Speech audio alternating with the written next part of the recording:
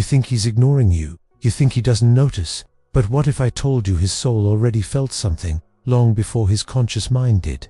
There is a moment, quiet and invisible, when a man encounters a woman whose feminine energy is not loud but deeply powerful. She doesn't chase, she doesn't demand, she simply exists in her fullness. And in that presence, something inside him reacts instinctively, not out of fear or confusion, but out of familiarity, as if some hidden part of him suddenly woke up from sleep. Feminine energy is not something that can be measured or logically understood at first glance. It moves beneath the surface, subtle but undeniable. And before his thoughts catch up, something within him has already responded. It's not a decision he makes, it's a resonance he feels. This is why effort often fails. This is why no explanation is ever enough. What truly matters speaks through vibration, not words. It's in your energy, not in your voice. In your presence, not in your performance. When a woman is deeply anchored in her feminine self, she becomes a mirror to everything he has forgotten he longed for. Not a fantasy, but a reflection of depth, softness, and calm. His mind may try to dismiss it or delay it, but the truth is already imprinted in him, and it creates an inner tension he can't always name. Sometimes he distances himself. Sometimes he grows silent. But underneath that reaction, something has already shifted. He has recognized something ancient in you, a sense of home he did not know he missed until he felt it again. The feminine speaks a language that the logical mind cannot interpret quickly. It is a language of stillness, of openness, of peace. He might not even know what exactly draws him in, but he feels it deeply, and it leaves a mark that lingers. He may walk away. He may not call. He may act as if it meant nothing. But in the quiet moments when he is alone, the memory of your presence returns to him, because your energy did not pass through his eyes. It went straight to his core. It stirred something deeper than attraction. He remembers the way he felt in your presence. Even if he can't explain it, he carries that memory with him. It changes how he sees others. It shifts how he perceives women who try too hard, who force, who perform. None of them feel like you felt. That's because your presence didn't come from effort. It came from essence. You didn't try to become something. You allowed yourself to be. And in a world that constantly pressures women to prove their worth, the rare ones who remember how to just be become unforgettable. Not because they said the right things or played the perfect game, but because they offered something real, something he didn't even know he needed until it was right in front of him. You've probably felt it too. A connection you couldn't explain. A pull that wasn't logical. That was your soul responding to someone else's essence. It was never random. That type of energy doesn't just come and go. It imprints something lasting. This is the same for him. When you live in your truth, your softness, your intuition, your magnetism becomes natural. You don't have to announce your value. You radiate it. And when a man feels that, even if he isn't conscious of it, he remembers you in ways he doesn't fully understand. You leave an imprint, not just in his thoughts, but in his being. He doesn't always remember what you said, but he never forgets how he felt. So when you wonder why he acts distant or confused, consider this. He might be wrestling with something he can't put into words, because his soul has already recognized something his mind wasn't prepared to face. It's not rejection, it's awakening. And awakening often brings discomfort. This is the power you carry, not in control, not in chasing, but in presence. The feminine doesn't push, it allows, it doesn't force, it flows, and it doesn't demand, it invites. It invites him to feel, to pause, to remember. There are women who do everything right, yet remain forgettable. And there are women who say very little, but whose energy is remembered for years. The difference is not in what they do, it's in who they are. It's in the energy they embody, in the frequency they live in. You are remembered not because of the attention you ask for, but because of the peace you carry. You are missed not because you were loud, but because your silence had meaning. You are longed for not because you gave everything, but because you withheld nothing of your essence. That is what the soul responds to. That is what he recognizes. Long before his mind understands, something deep within him has already felt it. It happened quietly, maybe even instantly, but it happened. Once that part of him is touched, it is not easily forgotten. It becomes a silent echo. It follows him into relationships, into memories, into late nights where he tries to find that feeling again. But what he's really trying to find is the version of himself that only appeared in your presence, the part of him that felt safe, that felt seen, that felt whole. Because your feminine energy doesn't just attract, it awakens, it heals, it reveals. And when that happens, a man cannot go back to sleep, not truly. Even if he tries to convince himself it was nothing, even if he moves on with someone else, he might choose another life, another path, another woman, but deep down, he will carry you with him. Not because of what you did, but because of who you were. Because of the way your energy spoke to his soul before his mind had time to interrupt. And that is something no one can erase. Sometimes the mind is the last to know what the heart already feels. And if you're ready to awaken that deeper part of yourself and reconnect with the energy he feels before he even understands why, explore the Jung method. The link is in the first comment. Now, let's continue. You may think you need to become more for him to notice.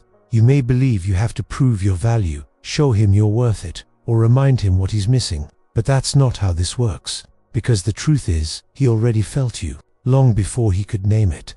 Long before his logic had a chance to step in. Long before he knew what to do with it. His soul responded before his thoughts even began. And that's the very reason why he may have pulled away. When a man meets a woman anchored in her feminine energy, he's not just meeting a body, a voice, or a face. He's meeting a vibration, a frequency, a field that moves in ways his mind isn't trained to interpret. It doesn't speak the language of logic. It speaks in presence, in calm, in openness, in sacred stillness. And while his soul may feel comfort, recognition, and warmth, his mind may feel fear. Fear of what he cannot explain. Fear of losing control.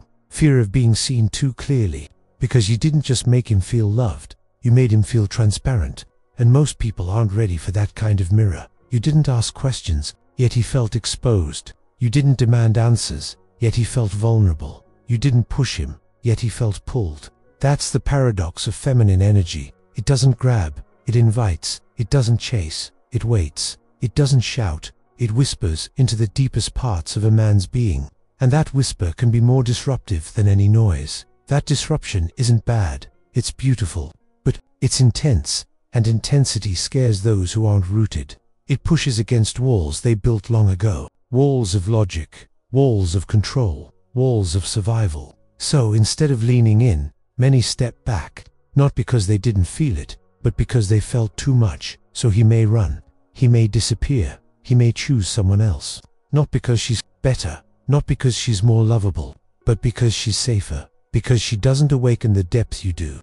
Because with her, he can remain asleep. But with you, he started to wake up. And waking up is not comfortable when you've been sleeping for years. Let that truth land. You were not forgotten. You were never invisible. You were felt, deeply. And that's why you're unforgettable. Even if he never says it. Even if he pretends. Otherwise, even if he's with someone new, the part of him that met your energy now knows something it can't unknow. And that changes everything.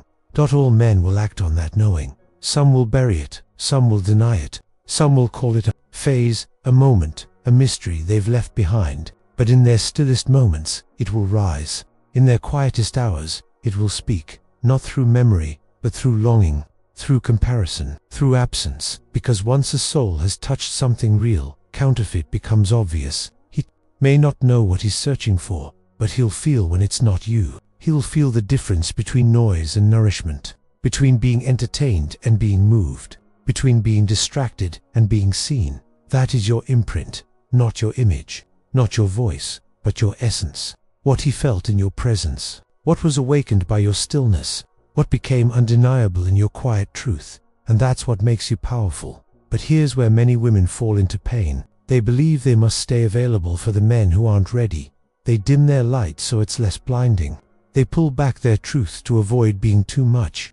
They become small in the hope that he won't run. But he is the deeper truth. The right man won't run, not from your intensity, not from your clarity, not from your power. He will stand in it, with it, for it.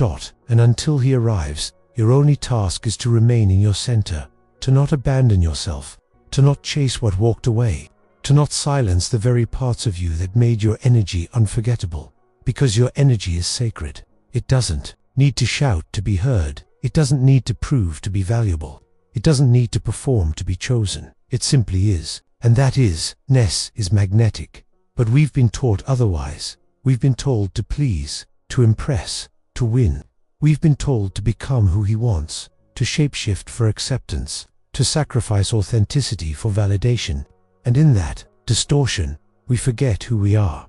But when a woman returns to herself, fully, unapologetically, something shifts, not just in her, but around her. The men who aren't ready fall away. The noise becomes quiet, and what remains is resonance, alignment, truth. That's when the right man appears, not because you waited for him, but because you became who you were always meant to be, and he sees it, not with his eyes first, but with his body, his energy, his breath. He doesn't just look at you, he recognizes you, because his soul finally feels safe to meet yours. And in that space, love isn't effort, it's remembering, it's returning, it's breathing. It's not a performance, it's a presence. He won't need convincing. He won't pull back when it gets deep. He won't trade your depth for ease, because he won't be afraid of his own reflection. He'll be ready to face what you mirror.